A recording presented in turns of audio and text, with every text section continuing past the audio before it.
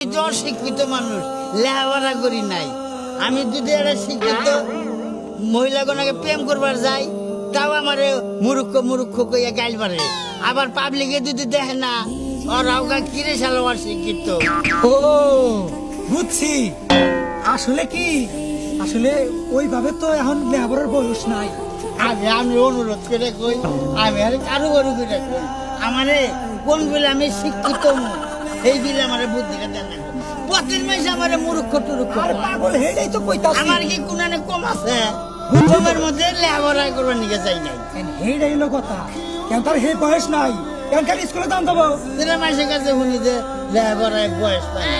বয়স তো পায় না, স্কুলে তো রান্না ভর্তি হয়ে পড়ন দেবো না। ও এখন একটাও ভাই আছে মানে শিক্ষিত লোকের হাতে থাকলি বা জ্ঞানী গুণী লোকের হাতে থাকলি হ্যাঁ। মানে শিক্ষা অর্জন তার তো হেবা কি দেখি না। তবে এই এলাকার মধ্যে একটা বাড়ি আছে, ওরা ব্যক্তি মিলে শিক্ষিত চাকরিজীবী মাস্টার। তাই নাকি?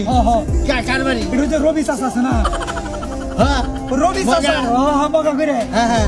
মেয়েও শিক্ষিত, হেরো পোলা মানুষ শিক্ষিত, হ্যাঁ বউ শিক্ষিত, বউ মাস্টার নি। ও গোষ্ঠী শিক্ষিত। উনি যদি খাইয়া যাইয়া যদি থাকুন যায়, তাই না, এগোর সাথে একটা বুদ্ধি পরামর্শ করে হয়তো উনি ঢুকবার পারলি। উনি কিভাবে থাকবো? আমি কামলা জামলা যদি থাকে ওটা ভালো হবো।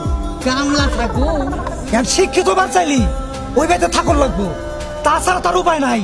এখন ওই বাড়িতে রবি চাষে না আমার পয়সা আছে, যদি একটা কামলা টামলা বাস দিস তাহলে এক কাম করা যায়, উনি যাই তাহলে কামলা লাগটা।